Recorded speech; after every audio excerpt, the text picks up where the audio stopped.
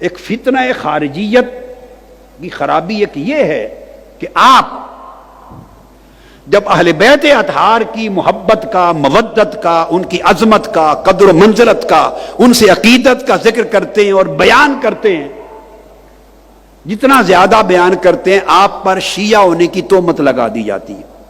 یہ اس فتنہ خارجیت میں سے ایک فتنہ ہے۔ ایک ایسی تہمت لگا دیں کہ آپ ڈر کر بدک کر پھر اہل بیت کا نام نہ لیں۔ ایسی تہمت لگانے والوں کی اتہام کی روش سے کبھی نہ گھبرائیں، یہ آپ کا ایمان ہے۔ آقا علیہ السلام نے فرمایا میں اس دنیا سے اللہ کے حضور واپس جانے سے قبل تمہیں وصیت کر رہا ہوں کہ دو بڑی بھاری اہمیت کی عظیم چیزیں چھوڑ کے جا رہا ہوں، ان کو تھام لینا، ایک قرآن اور ایک میری اہل بیت۔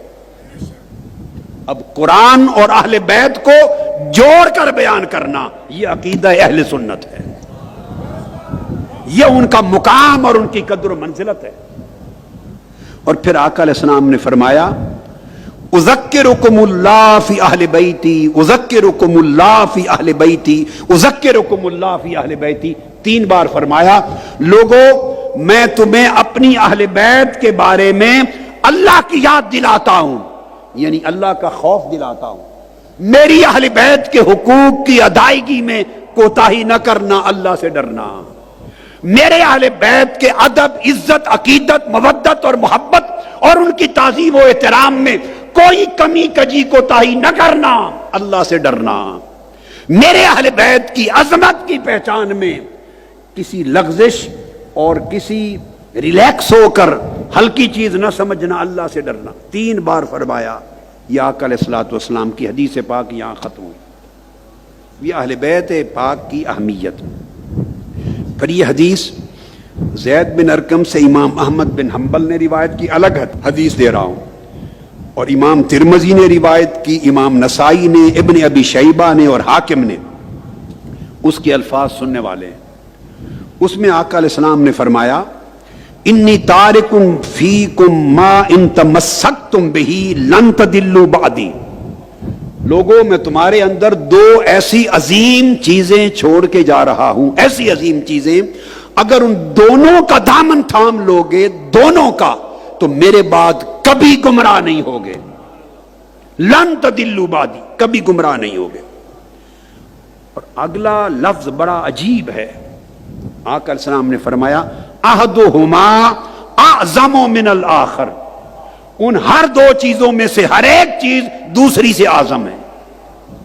2 چیزیں بتا رہا ہوں، ان کا دامن تھامو، دونوں میں سے ہر ایک دوسرے سے افضل اور اعلیٰ ہے۔ آپ اندازہ کر لیں میرے آقا نے کتنی بڑی بات فرما دی۔ اہل بیت اطہار کی عظمت کو اتنے بیان کرنے کو اگر کوئی شیعیت کا نام دے، اسے اللہ کا خوف کرنا چاہیے کہ آقا علیہ السلام زبان مبارک سے کیا فرما رہے ہیں۔ آپ فرما رہے ہیں کہ احدہما اعظم من الآخر، ان 2 چیزوں میں سے ہر ایک دوسرے سے بڑی۔ کتاب اللہ حبل ممدود من السماء الى الارض، ایک اللہ کی کتاب قرآن، وہ ایک رسی کی مانند ہے جو آسمان سے زمین تک ہے، اور اللہ کی ہدایت کا ایک سلسلہ اس کے ذریعے جاری متصل ہے تمہارے ساتھ۔ اور دوسرا وَإِطْرَتِي أَهْلُ بَيْتِي، دوسری میری عطرت اور میری اہل بیت۔